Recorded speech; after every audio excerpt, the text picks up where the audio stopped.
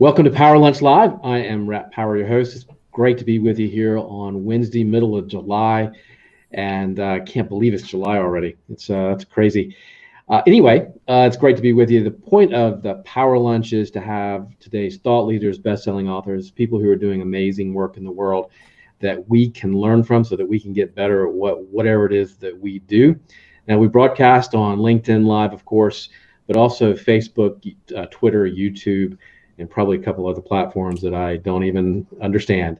We monitor those platforms during the program, and so please do ask your questions, because that's one of the things that we really enjoy is that engagement, and we enjoy that you can ask our guests direct questions and try to get some answers for what you need. Now, today I've got Ethan Mollick. Ethan is a Wharton professor. He's also the author of the new book, The Unicorn's Shadow. He's an award-winning researcher at Wharton. He spent his career working with and studying startups. He knows firsthand how radically a successful startup can improve the founder's economic status, how even dire circumstances can breed remarkably innovative ideas. And boy, is that relevant to today. Again, the book is The Unicorn's Shadow. We're going to talk a lot about that today. The subtitle is Combating the Dangerous Myths that hold back startups, founders, and investors. Ethan, welcome. Thank you for being here. So glad to be here. Thanks for having me. Well, I found the book as a startup guy myself, and a former startup CEO of a couple different startups, and now a startup and coach and consultant. I find the book fascinating. So thank you for writing it. Exactly what an author wants to hear, right? You talk about in the book about how most successful startup founders look very different from what we expect, and about how perpetuating that sort of myth or that is really not good for people who maybe look a little different, or maybe are a different gender or what have you, that's not great for the startup environment. Can you talk about that a little bit? Sure. So, when I ask people to say what founders come to mind, right? So I won't quiz you, but typically I'll ask anyone who's watching, just give me 1 second, right? And you're probably thinking Mark Zuckerberg, or maybe you think Bill Gates or Steve Jobs, one of the, maybe the Google founders. And you'll notice there's a lot of commonality between them. They tend to have started their companies as young, often college dropouts or just out of college. They're all white, they're all men. And these kind of images stick in people's head about what a founder should be. And now that we're starting to actually have really good data on founders and success, it turns out that image doesn't represent reality at all. So it discourages people from trying because they don't think they look like one of these founders, when in fact, there's nothing about being male that makes you more successful or being white that makes you more successful. And actually, young founders underperform compared to older founders. So it's a big myth that needs to be busted so people really achieve their entrepreneurial ambitions. I was actually shocked when you talked about, there was one of the things that 45 to 59 for fast growth firms, that founders usually fall in that category for those fast growth. I thought that was fascinating. Yeah, so there's this awesome paper that uses basically all the IRS data. So it looks at everybody in America. It's done by Pierre Azoulay, by Danny Kim, and a few other people. Danny is one of my colleagues. And what they found was that the average age of a founder in the US was 42. The average age of a founder that gets VC is 42. And the average age of a founder to achieve hypergrowth, that is a company in the top 0.01% of all companies in terms of employment growth, is age 45 to 59. So it's pretty definitive, right? That's the answer. And it turns out that idea that founders need to be young isn't correct. Why do you think that number one, the myth is and maybe it's just because of the famous founders that are young, but why do you think that myth sort of prevails? So I think some of it is that people tend to think about startups just as like tech companies aimed at consumers, right? Mm-hmm. So they're, which make up a very small portion of all sorts of companies out there, right? So Yeah. you don't think about the advantage of having resources, of knowing people, of understanding an industry, of having actual experience of how to manage, all of which are really important for startups. So we tend to think about these lightning in a bottle ideas where someone, a young innovator came with something that was popular among other young people at the right moment, and that blew up into a big world-changing thing. But that's not the vast majority of organizations, right? Most people have actual experience and build things in that way. Yeah, I think you're right. Those sort of groundbreaking, innovative, like unicorn ideas, like they aren't the norm, and that's not typically how you build a business. But even the unicorn ideas, most of them you don't hear about, right? Because they're not, like we don't celebrate, the founder of GM was in his 50s, right? The founder of Netflix was in his 40s. Right. Ariana Huffington with starting Huffington Post was in her 50s. Like we don't tend to think about those examples as much, but they're also, there's lots of lightning in a bottle examples all across the board, right? Experience matters, management skill matters, resources matter. And is that why you think that like that 45 to 55 or 59, whatever, I can't remember the statistic, but is that why you think that for those hyper growth companies, that's why those entrepreneurs are more successful, is because of that network and the experience and what do you think? Yeah, ideas aren't enough, right? It's not like Facebook was the first social network site or Google was the first, search engine, right? It's being in the right place at the right time with the right product. It's also about managing a company to grow successfully, right? And it's also about the connections you have. So who you can make deals with, who will work for you. So we actually know that social capital is twice as important as human capital. Who you know is twice as important as what you know in determining entrepreneurial outcomes. So it's not surprising that people with more experience, more connections, more knowledge might do better. That's a really powerful point about who you know, how important. I talk a lot to startup entrepreneurs about their network and growing that network. Can you talk about that for just a second and pull out that point, because I think that's really, really critical. So networks are really interesting in that we know for almost anything you do in your life, your network is hugely predictive of your success. And it's particularly the structure of your network. So really successful people have networks that span different groups of people. They're not closed networks. They don't know what we call a clique, all the same set of people. Instead, They know a diverse group of people. And ideally, they bridge groups that wouldn't otherwise be connected. So that's called filling a structural hole. It's a very powerful tool that allows you to be the information flow between things. So if you know a bunch of engineers and a bunch of lawyers and a bunch of doctors, and you're the connection between them, information flows through you that other people don't. That gives you a really unique opportunity to launch startups. That's fast. I could dig into that. I could go into that for a long, long time. What are some ways that, when you talk to entrepreneurs about that network, what's your advice and how to build those networks? So a couple things on networks. One of them is you can't just be transactional, right? You can't just say, I want to give you something, you'll give me something, but you want to be aware of, you're not just making asks either, right? So you need to establish a lot of connections. It means being genuinely curious about other people, genuinely trying to make those kind of connections with other folks. Is a really useful place to kind of start with this. And I think people tend to view networking as something where you go out for drinks with someone and become best friends with people. It's actually the weak ties, the less strong connections that are often useful, because you could be useful to someone else because you know things they don't, and they can be useful to you, rather than just your strong ties of the people you got to drink with or you hang out with at parties or whatever. Mm-hmm. Interesting. What for you? One of the things I found in the book and in the research that you talked about was the family ventures. And I found this really interesting. I would have thought that family ventures were probably less successful. They're certainly harder. My perception is that, having worked with a couple of family founders, it was particularly tough. It was particularly tough to get them all on the same page and to work together really well. But you found something different. You found that those are actually typically the most successful types of team relationships and successful businesses.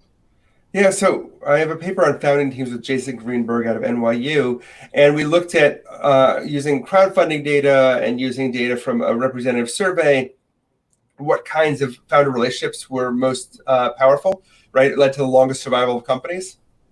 As you said, family turned out to be the highest survival rate, followed by coworkers, and then followed Mhm. by friends who weren't coworkers, and then strangers. So I think that there's a feeling of risk associated with family that might be true, but it also gets you through a lot of the initial challenge and difficulty of working with other people, right? You're not going to, family comes, creates these ties that you can't avoid, and makes it less likely you'll kind of give up on that relationship.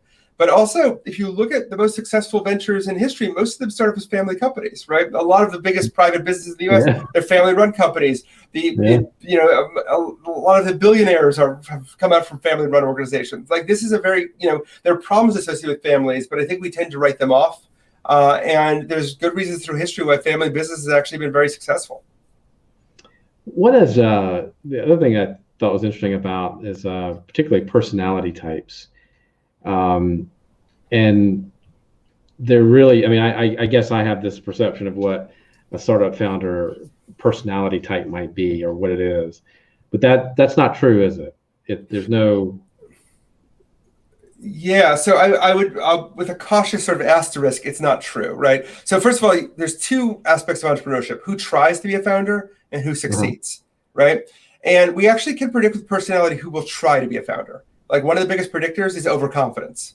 So it's like any other field where like there's only a few winners. Like you want to be a rock star, you want Right, to make it big in hip hop. You got a mixtape, everybody does. You think you're amazing, otherwise you wouldn't try, right? right. Very few win. So overconfidence predicts entry. It doesn't predict success. And in Okay. fact, there is no personality characteristic that very clearly predicts success. There's a few things that seem to make a difference. Being more conscientious is helpful. There's being like having people seem to want to have control over their own destiny. They seem to do a little bit better. But whatever those things are relatively small effects, and they're trade off in very complicated ways with the kind of business you start. So anyone who tells you need to have it to be a founder is wrong. There isn't clear evidence that that's the case. Overconfidence is a common trait. That's funny. Yeah. It makes a lot of sense. There's actually a dominant economic. One of the theories that we study is actually known as the hubris theory of entrepreneurship. That means like you have to be overconfident, and that explains a lot about who tries and what kind of businesses get launched. Um, okay. Well, I can identify with that. But you have to be. I think you really have to be that confident in yourself and in that you have to have that belief. I always thought I was a little crazy for thinking we could do it, that we should try it even, right? I think you have to have a little bit of that to be able to start and get through some of the things you have to go through. So that's an interesting question, whether overconfidence and perseverance are connected. I think you needed to be overconfident to think, as you're saying, crazy enough to try this. That helps you get over that hump, but that overconfidence is not why you succeeded, right? Right. So that perseverance, that grit, is a separate kind of issue. And what happens is people who are modest might actually be very successful founders. We actually find in another paper one of the reasons why there's a gender gap in entrepreneurship is that there's higher levels of overconfidence among men than women, even though Right. women are just as successful at launching ventures and often find venture ideas that men wouldn't find. That there's a higher rate of trying. So I would just separate out that from overconfidence in your abilities to start off with for persistence, which I think is a different ball of wax. Well, I think what you find is you have that overconfidence when you start, and then you realize, wow, that was stupid. And the best founders, right? It's about learning. So the best founders are ones that are updating their own self-image and their own Right. belief system as they learn more. So I think you're right. That idea of gaining confidence as you go. Yeah, I think that. I just remember thinking, God, I'm over my head now. That was a mistake. But I'm going to keep doing this. I'm not going to quit. I'm going to learn. I'm going to change. I'm going to fix. I'm going to pivot. But yeah, I totally, that makes sense to me. Um, so with COVID, I mean, do you think that there are any as we get through this, we're in fourth or fifth month of this now, and startups, founders are, their world has completely been turned upside down. And maybe even people who were thinking about starting a business. Are there any new skills you think that a startup founder might need now that they didn't 4 months ago? So I think that it's a big picture, right? So first of all, COVID is both a time of incredible challenges, but also opportunity and need for founders, right? So almost all job growth in the US comes from startups. We're in the middle of a very deep, very steep recession, maybe even depression, we don't know. We need founders to help pull us out of this. It's also a unique time because large companies don't do well with change. The entire world's being flipped upside down. A lot of what we thought was true isn't true. A lot of opportunities are there. So one thing I encourage founders to do is think about, what does the world look like now? Whatever your idea was 4 or 5 months ago is probably not the idea you should be pursuing now, right? With some limits. I mean, if you're making a better video conferencing software, great. But the number of people who are like, we have great live events for experience-based economy. No. Right. So I think part of this is being flexible and realizing, where are companies failing? Where are the opportunities? Retail is being burned to the ground. What do we do to replace that? The way we work is changing. The way we think about childcare and education is changing. There's huge opportunities, right? Now, on the other side, venture capital is collapsing. Right, the number of venture starts is dropping. People's jobs and savings are being depleted. So we have tensions on all sides here, and we know that startups that start companies that start during tough times are at a structural disadvantage throughout their entire history. Now, that doesn't mean Google started during a downturn, right? Facebook, you don't have to be starting during a good time, but it does put more pressure on you. So I think that it's less about new skills, as more about realizing this opportunity presents unusual threats, but also really unusual opportunities, and making sure your story fits with that. Why are companies that are started during like a deep recession or like in 2008, what do you mean that they're structurally at a disadvantage through their life? So it's really interesting. We actually have, there's a Darwinian approach to startups that have come out of the research. We actually call it the ecology of startups. And it turns out that starting in an environment where there's scarcer resources hurts you throughout your entire startup venture. You basically get less money, less resources, less sales early on, and that actually has an effect on your startup throughout. So slower start results in slower growth. It's sort of like, we know that people who graduate during recessions never make up the earning gap that they got early on, because they just start with worse jobs, and it takes a lot, and they never really recover on average. Individuals can. Oh yeah. So that's graduating during tough times hurts you for your entire career. Wow. Okay. I had no idea. And companies like Airbnb and Uber that were started in 2008, they're getting hammered right now, right? And is that,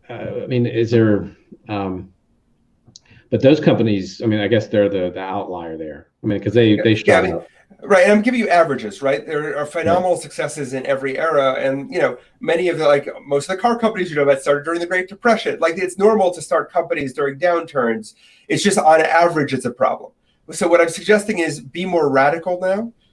In terms of thinking about ideas about how the world looks now, right? If you think about what Uber and Airbnb did, in some ways they took advantage of the recession to launch things that fit, the 2008 recession, where there was a real estate crash, and there was to think about how Airbnb that fit in with that, right? When you think about people's less money and looking for jobs, Uber, from both the idea of drivers and otherwise, that was helpful. So it isn't that I think you should be worried or depressed that you're starting a company in a depression or recession. It's that you should take advantage of the unique features of this time period, right? And not repeat those effects. I think that a lot of the startups that I see, I teach the introduction to entrepreneurship class at Wharton. Out of my class and others, I think people have raised $1 billion in venture capital over the last 10 years, right? They've done a lot, right? But I think you want to look for people doing less about minor details of what's the next subscription box service, and instead thinking about, how do we recreate these industries that are collapsing right now? How do we think about experiences when now we're all remote? How do we think about drug development and public health? I'd love people to tackle the big problems and not just the small ones. Is that what you're really excited about? Is what do you, if you took your crystal ball right now, what do you think will come out of this this period of time, what market or what types of businesses do you think will really emerge out of this?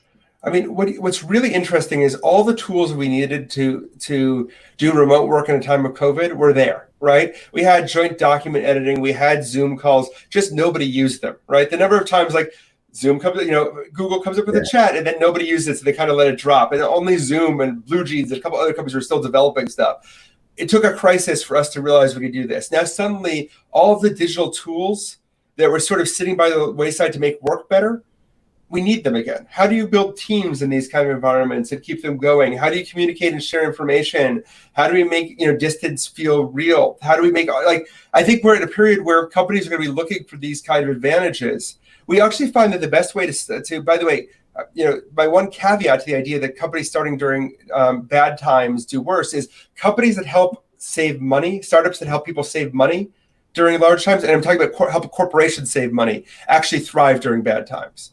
So I'd be thinking about how do we take this new world and create the tools that we do, right, to make this happen. Everybody now has the potential to be a founder. Everything that's frustrating you about the state of the world today is a problem to be fixed. So not just, think about how to fix those problems, and you're already off to a good start. What, how,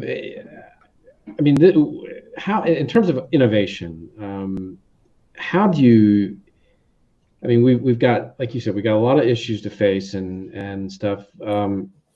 Talk about innovation in tough economic times and methods for maybe even developing a startup idea, strategies for pitching it, because the climate and the environment is changing rapidly. And I do want to dig into the venture capital and that area in just a minute, and what that's looking like, what that environment's looking like. But talk about innovation and talk about, is there a methodology for figuring out how you should change your business and try to sort of make that change, because everybody's having to rethink their whole business model right now. It's such a good question, and there's a lot of complexity in what you asked. So I'll try and take a couple pieces of that. I'll push the book because it has like 4 or 5 different ways of generating ideas. Right. But I want to let me give you an idea generation technique. Before that, let me address the second thing you said, which was techniques or approaches in this kind of uncertain environment. Right. So one of the really clear things that's come out of the last 2 or 3 years of entrepreneurship research has been that founders who engage in disciplined experimentation for their ideas outperform other people. So founders who were taught in Italy how to run experiments to see and change and evolve their ideas had revenues twice as high a year later as those that didn't do experimentation and were just doing tests without running disciplined experiments. So one thing to do is to realize founders are really good at adapting to change. And the way they're good at adapting change is they're constantly taking in new data from the market, running experiments and pivoting and changing direction. Right. So, and something I know you've done during your career, right? Every founder goes through this pivoting process. That's what gives you your advantage. So to zoom back on the question piece, there's a lot of ways of generating good ideas. One technique I discussed in the book out of several is the idea of using a principle of effectuation. So a professor named Sarah Sarasvathy at UVA interviewed lots of successful entrepreneurs and realized they had a different mindset to idea generation than people at large companies. So people at large companies, they start by looking for markets that are interesting, and then they sort of zoom in on that market and sell what product that market needs. And that's how it works, right? That's how Jeff Bezos came with the idea for Amazon, was he actually did a disciplined process of like, where could I sell online in bulk that would have the biggest sales? Books, right? That's where he started. Right. But most successful entrepreneurs actually follow a different approach. They think about who they are, what they know, and who they know. So you're highly connected in the business podcasting and discussion world. You would be thinking about it using an effectual approach. Who would I know, right? So I know lots of successful founders and experts. What do I know? I know a lot about how to communicate and connect people together, right? And and what resources do I have? I have this network. I have this show, this platform. Maybe I'd be thinking about creating a business based on that, right? Maybe it would be a way of creating expert advice from founders who need just a few-minute call with an expert. You have that network. Maybe that's an idea you could pursue.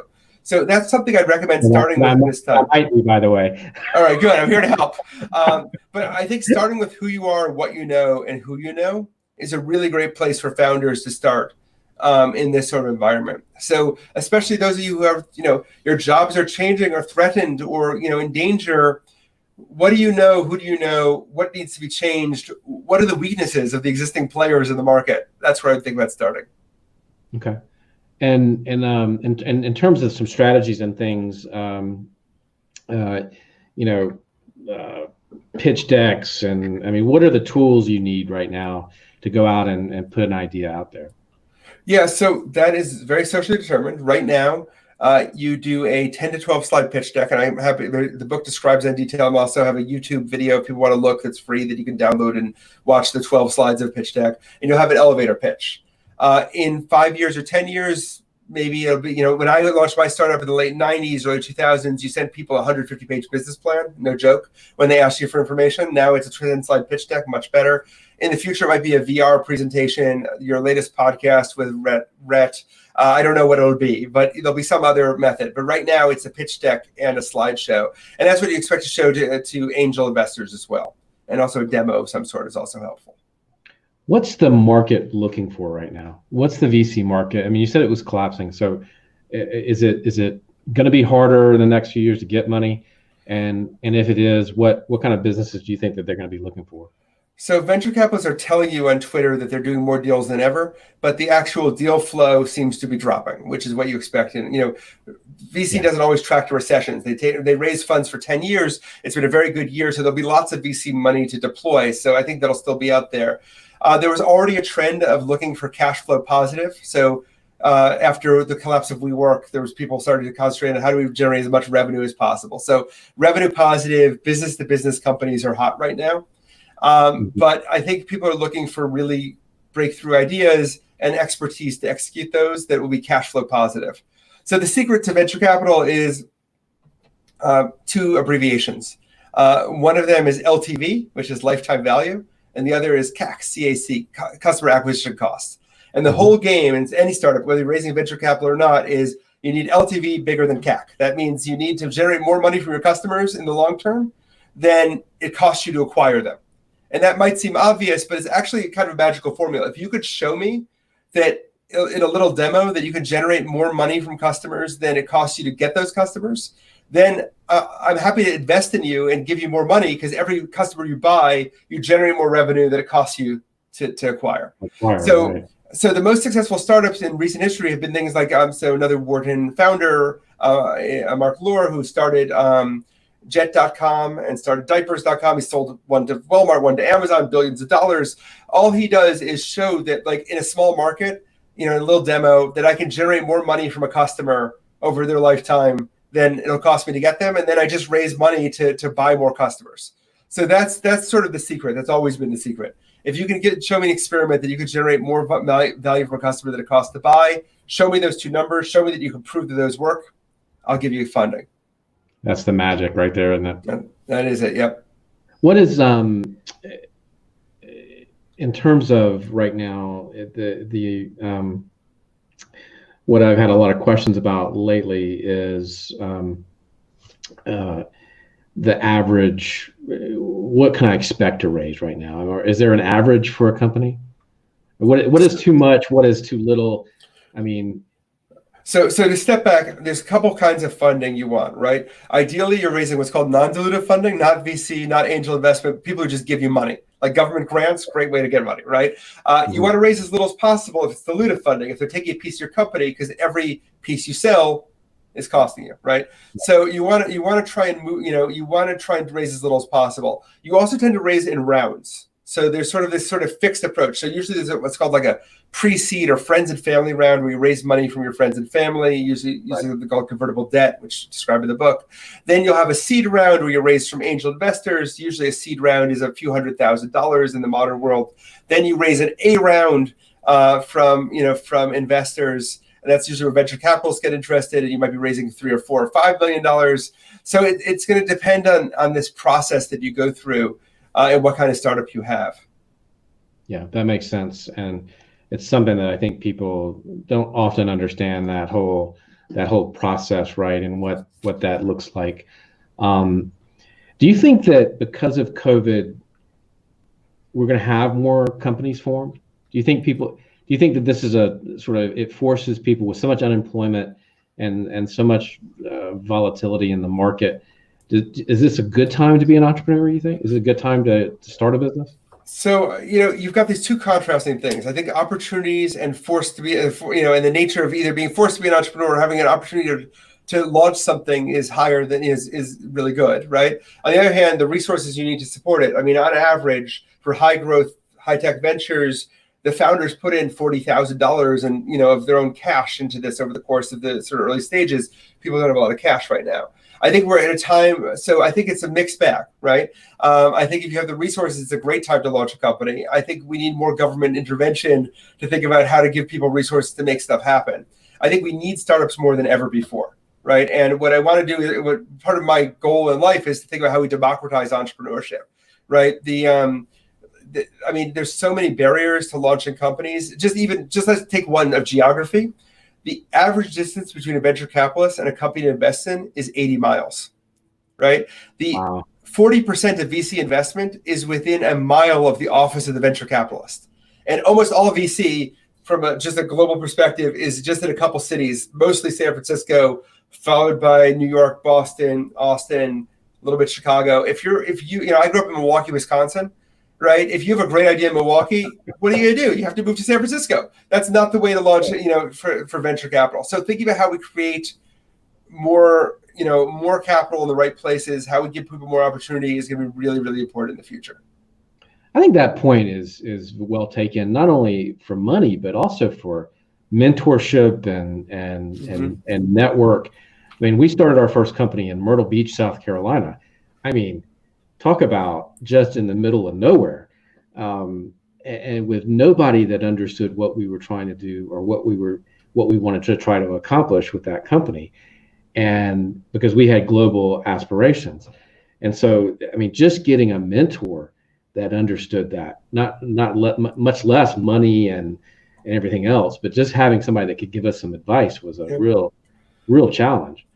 Yeah, I mean, geography is really interesting, right? I mean, one of the problems I have is that, and I'm here in Philly now, and like, as soon as a company's successful, it leaves, right? It goes to San Francisco or goes to New York. And by the way, the evidence, at least pre-COVID, so maybe this is what changes with COVID. This is what the hope is. But pre-COVID, if you left to go to San Francisco, you'd actually do much better than if you stayed. So I couldn't even fault them for leaving, right? But it's why when I talk to politicians, it's often a problem, because we do know ways of increasing entrepreneurship in an area, but as soon as that increases, people are going to leave. Like, they don't stick. Like, politicians care about geography. Right. And I can't make your geography more successful. I can make the startups in that geography more successful, but they won't stay. Right. So it's an issue of trying to build these local ecosystems piece by piece. And that's my hope, is that COVID, between the fact that we don't have to be in the same place anymore to do this, maybe distance dies a little bit and creates an opportunity to have mentors in more places, or have mentorship be more remote and having more service of local communities. And I mean, I love what Steve Case was doing, which was the whole, going to middle America, going to small towns, going to places where, and I know he was trying to start a fund or have an effort to really do that sort of thing, where you're bringing, capital and resources to small towns. But it's a tough problem, like you just said. Like, the mentors, but if there weren't successful people there, then there's no mentors to help you. It's not just an ecosystem of money, right? It's the resources of people to help. It's people you can rely on when you're stressed out, that you can talk to peers. We know that people who have peer conversations with other entrepreneurs do better in the long term. It's the networks of other successful startups, the parties, the award ceremonies that give you all of that. And it's really hard to create that from scratch, right? And there are people doing this. I mean, Brad Feld's been doing this in Colorado, and Steve Case is doing this. Like, people are working on this, but it's not a simple problem. It's not just if I give you money or launch an incubator, you'll succeed. Right. It's having that YPO network, right? Or, it's being part of a good mastermind. It's a lot of issues. It's a lot of stuff. It's having like-minded people in town that you can talk to and go have a beer with and talk through your hiring challenge or your production challenge. And having the most talented people stay in the area so you can hire them, and having the network, having the law firms that know how to work with fast growing businesses. So you're not just working with your local lawyers and the accountants who know to do it. It's a complicated problem. Oh, I know. I mean, we couldn't get an accountant that understood, what we were trying to do. I mean, just Right.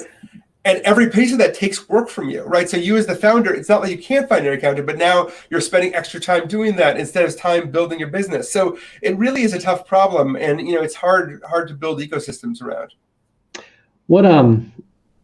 what are you really excited about right now? And then what makes you nervous? What scares you? So I think it fits a lot with what we were saying before. I'm excited about maybe finally between, there's a new focus on Black entrepreneurs and female entrepreneurs and entrepreneurs in middle America. And maybe we finally start to break some of this idea that the only good founder is a 20-something dropout who, Stanford dropout in San Francisco. I mean, it's not a fair world right now. Maybe we make it a little fairer and even things out. And maybe the idea that people now see their own industries under pressure, right, in a COVID world might make them launch startups that are better. We finally can start to have a more, the startup rate in America has been dropping and dropping over time. And maybe this kickstarts things forward, right? So that's what makes me excited. What makes me scared is this is an immense pressure, right? And like you could get good stuff out of crisis, but also bad stuff. And it's not a great time, in a lot of ways. And I worry about people being forced into entrepreneurship because they have no alternative and not getting the resources and support they need. And so, I think it's the balance. I think we really face, a future. There's a quote, right? Live as if, work as if you're in the first days of a better nation, right? And I'm hoping that people are doing this stuff, that we're trying to build a better world here, and entrepreneurship is part of how we do that. And I've worked all over the world, and I've always believed that, in places where you have, let's say in the African continent, where you have huge unemployment issues and challenges. I mean, 50% of the unemployment across a lot of those countries, a very, very young population. I think entrepreneurship in places like that, where there are economic challenges, is an answer. Right, it is an answer to some of those challenges, and I think you're absolutely right. Yeah, and I think moving past the U.S. example around the world is really important. That's where developments happen. I mean, that's been the great triumph of the last 15, 20 years, has been not, the U.S. has been relatively stagnant, but the rest of the world has, for billions of people, entrepreneurship's been a path forward. So that's what I hope with the book, is to make it a little bit easier to take what research we have and try and move things forward. Do incubators and things like accelerators, do they work? What happens is the really good ones work. The less good ones don't seem to make much difference. So the top accelerators, if you get to Techstars or Y Combinator, it's a great deal. Go take it. They connect you to the ecosystem. You're more likely to fail fast or succeed fast, and they help you in the long term. But the problem is, like everything else, right? High status companies will go to the highest status incubators and stay there. So it leaves the rest of the incubators end up having less high quality people associated with less high quality mentorship. And you have the same kind of problem that you have of not being located in San Francisco or New York. So It's better than nothing. But I think people hope that accelerators and incubators in local areas would be the magical formula. Like we launch an accelerator in a country and or in Milwaukee or in Myrtle Beach, and that takes things off. It's not enough, right? It's a piece of the puzzle. Okay.